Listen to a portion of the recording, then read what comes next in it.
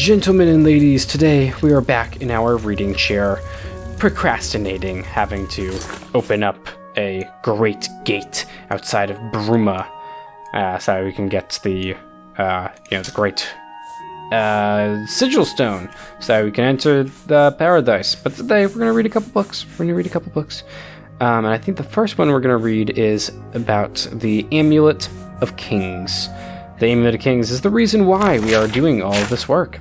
Of course, the Amulet of Kings is traditionally worn by the Emperor, and are needed in order to close shut the Jaws of Oblivion to light the dragon fire on the Temple of the One. However, Mankar Cameron stole the Amulet of Kings, and I think Mankar Cameron is also kind of a descendant of Tiber Septim. I believe he is the usurper that they spoke about in the last set of books that we read. So I believe that's why Mankar Cameron is able to read it. To wear it. I remember when we tried to wear it, the game was like, "Nah, it just slides off your neck." But Mankar Cameron, I think he has that Septim blood in him, so he is actually allowed to wear the thing. This is really what this book talks about is, why we're doing all of this. Kinda, hopefully. I don't know. We'll find out exactly. The Amulet of Kings by Wenegros... Sure. Monhona. I don't fucking know, man. In the first years of the First Era, a powerful race of elves called the Aelids, or the Heartland High Elves, ruled central Tamriel with an iron hand. The high and haughty Aelids relied on their patrons and treacherous Daedra lords to provide armies of Daedra and dead spirits. With these fearless magical armies, the Aelids preyed without mercy upon the young races of men, slaughtering or enslaving them at their whim. On behalf of the suffering human races, Saint Alessia, the first in the line of Cyrodiils, sought the aid of Akatosh, the dragon god of time, and ruler of the noble Aedra. Akatosh, looking with pity upon the plight of men, drew precious blood from his own heart and blessed Saint Alessia with this blood of dragons, and made a covenant that so long as Alessia's generations were true to the dragon blood, Akatosh would endeavor to seal tight the gates of Oblivion, and to deny the armies of Daedra and undead to their enemies, the Daedra-loving Aelids. AKA... Or, Mankar Cameron. In token of this covenant, Akatosh gave to Alessia and her descendants the Amulet of Kings and the eternal dragon fires of the Imperial City. Thus does Alessia become the first gem in the Cyrodiilic Amulet of Kings. The gem is the red diamond in the middle of the amulet. This is the symbol of the Empire, and later taken as the symbol of the Septim line. It is surrounded by 8 other gems, one for each of the divines. So long as the Empire shall maintain its worship of Akatosh and his kin, and so long as Alessia's heirs shall bear the Amulet of Kings, Akatosh and his divine kin maintain a strong barrier between Tamriel and Oblivion, so that mortal men need never again fear the devastating summoned hosts of the Daedra lords. But if the Empire should slacken in its dedication to the 9 divines, or if the blood of Alessia's heirs should fail, then shall the barriers between Tamriel and the Daedric realms fall, and Daedra worshippers might summon lesser Daedra and undead spirits to trouble the races of men. And that right there is the story of Oblivion. Let's also read... What else do we want to read today? Probably the Doors of Oblivion. That's a long fucking book. Goddamn. The Doors of Oblivion by Saif Hijja. Sure. Throw the letters together and try and make a sound. That's all that really matters, huh? When thou enterest into Oblivion, Oblivion entereth into thee. A quote from Nai Tyrol Lar. The greatest mage who ever lived was my master, Morian Zenas. You have heard of him as the author of the book on Oblivion, the standard text for all on matters Daedric. Despite many entreaties over the years, he refused to update his classic book with his new discoveries and theories because he found that the more one delves into these realms, the less certain one is. He did not want conjecture, he wanted facts. For decades before and after the publication of On Oblivion, Zenas compiled a vast personal library on the subject of Oblivion, the home of the Daedra. I feel like I should probably have read On Oblivion before reading this, but hey, fuck it. He divided his time between this research and personal magical growth on the assumption that should he succeed in finding a way into the dangerous world beyond and behind ours, he would need much power to wander its dark paths. 12 years before Zenas began the journey he had prepared his life to make, he hired me as his assistant. I possessed the 3 attributes he required for the position. I was young and eager to help without question. I could read any book once and memorize its contents, completely unlike me. And despite my youth, I was already a master of conjuration. Zenas too was a master of conjuration. Indeed, a master at all the known and unknown schools, but he did not want to rely on his ability alone in the most perilous of his research. In an underground vault, he summoned Daedra to interview them on their native land, and for that he needed another conjurer to make certain they came, were bound, and were sent away again without incident. I will never forget that vault, not for its looks, which was plain and unadorned, but for what you couldn't see. There were scents that lingered long after the summoned creatures had left. Flowers and sulfur, sex and decay, power and madness. They haunt me still to this very day. Conjuration, for the layman unacquainted with its workings, connects the caster's mind with that of the summoned. It is a tenuous link, meant only to lure, hold, and dismiss, but in the hands of a master, it can be much stronger. The Psijics in Dwemer can, in the Dwemer's case, perhaps I should say could, connect with the minds of others and converse miles apart, a skill that is sometimes called telepathy. Over the course of my employment, Zenas and I developed such a link between one another. It was accidental, a result of 2 powerful conjurers working closely together, but we decided that it would be invaluable should he succeed in traveling to Oblivion. Since the denizens of that land could be touched even by the skills of an amateur conjurer, it was possible we could continue to communicate while he was there, so I could record his discoveries. The doors to Oblivion, to use Morian Zenas' phrase, are not easily found, and we exhausted many possibilities before we found one where he held the key. The Psijics of Artaeum have a place they call the Dreaming Cave, where it is said one can enter into the Daedric realms in return. Icasis, Sothasil, Nemetic, and many others have been recorded as using this means, but despite many entreaties to the Order, we were denied its use.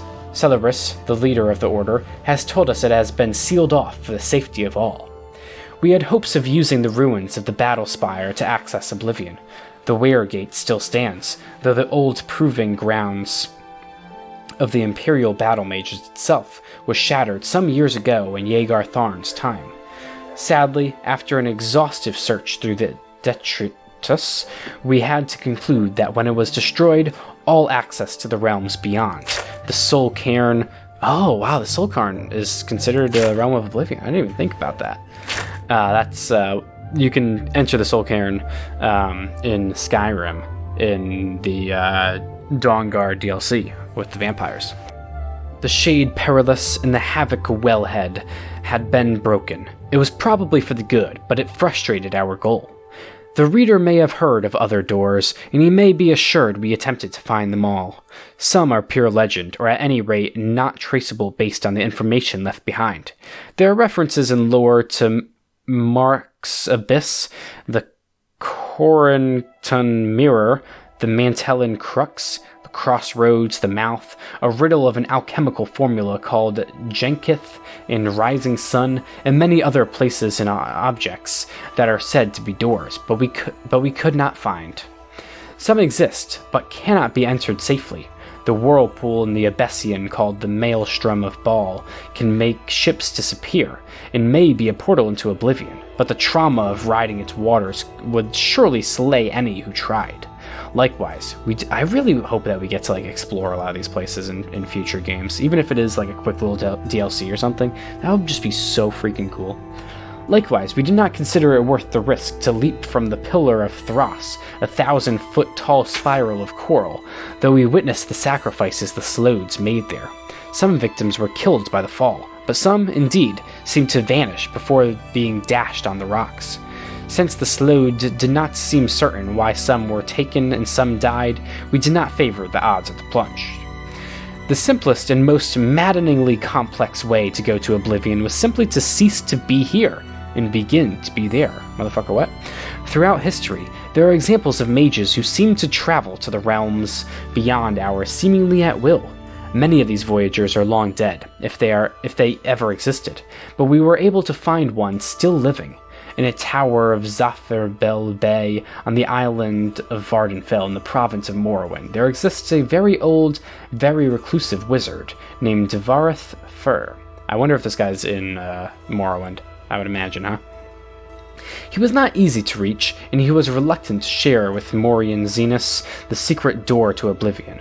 Fortunately, my master's knowledge of lore impressed Fair, and he taught him the way. I would be breaking my promise to Zenus and Fair to explain the procedure here, and I would not divulge it even if I could. If there is dangerous knowledge to be had, that is it. But I do not reveal too much to say that Fair's scheme relied on exploiting a series of portals to various realms created by a Telvanni wizard, long missing and presumed dead. This is probably people that are in Morrowind. I don't really know, though. Against the disadvantage of this limited number of access points, we weighed the relative reliability and security of passage, and considered ourselves fortunate in our informant. Morian Zenus then left this world to begin his exploration. I stayed at the library to transcribe his information and help him with any research he needed. Dust, he whispered to me on the first day of his voyage. Despite the inherent dreariness of the word, I could hear his excitement in his voice, echoing in my mind. I can see from one end of the world to the other in a million shades of gray. There is no sky or ground or air, only particles, floating, falling, whirling about me. I must levitate and breathe by magical means. Zenus explored the nebulous land for some time, encountering vaporous creatures and palaces of smoke. Though he never met the prince, we concluded that he was in Ashpit, said to be the home of Malakath, where anguish, betrayal, and broken promises like ash filled the bitter air. God, I so hope we get to somehow explore a place like that. I don't even know how one would even ever be able to put that in a game. That's just not, I don't know, whatever. The sky is on fire, I heard him say as he moved on to the next realm. The ground is sludge, but traversable. I see blackened ruins all around me, like a war was fought here in the distant past. The air is freezing. I cast blooms of warmth all around me, but it still feels like daggers of ice stabbing me in the directions. This was Cold Harbor, where Molag Bal was prince.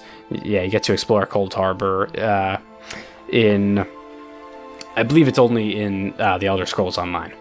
It appeared, which I have briefly played, it appeared to Zenus as if it were a future Nirn, under the king of rape, desolate and barren, filled with suffering. I could hear Morian Zenus weep at the images he saw, and shiver at the sight of the Imperial Palace, spattered with blood and excrement. Reading that makes me want to go play The Elder Scrolls Online, just to see that. Too much beauty, Zenus gasped when he went to the next realm. I am half blind. I see flowers and waterfalls, majestic trees, a city of silver, but it is all a blur. The colors run like water. It's raining now, and the wind smells like perfume. This, surely, is Moonshadow, where Azura dwells. Zenus was right, and astonishingly, he even had audience with the Queen of Dusk and Dawn in her Rose Palace. Wow, that's pretty fucking sick. God, I want to be this dude, what the hell? She listened to his tale with a smile, and told him of the coming of the Nevavarine. My master found Moonshadow so lovely he wished to stay there, half-blind forever, but he knew he must move on and complete his journey of discovery. I am in a storm, he told me as he entered the next realm. He described the landscape of dark, twisted trees, howling spirits, and billowing mist, and I thought he might have entered the Deadlands of Mehrum's Dagon. But then he said quickly, "No, I am no longer in a forest. There was a flash of lightning, and now I am on a ship.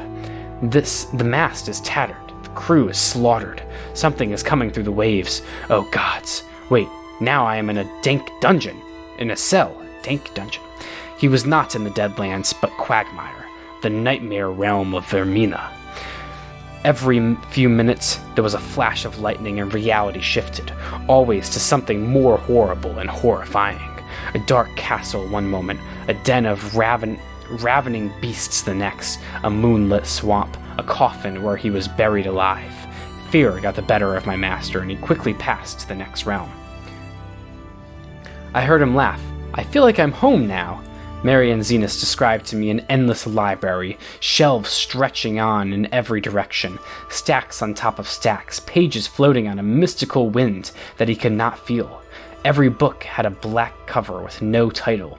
He could see no one, but felt the presence of ghosts moving through the stacks, rifling through books, ever searching.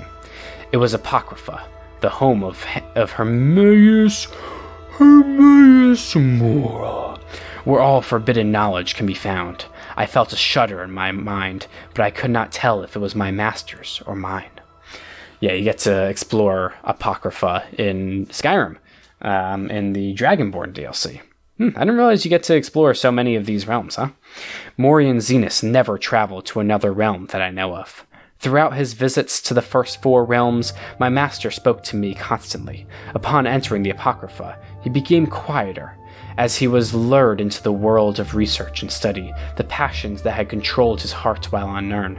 I would frantically try to call to him, but he closed his mind to me. Then he would whisper, "This cannot be.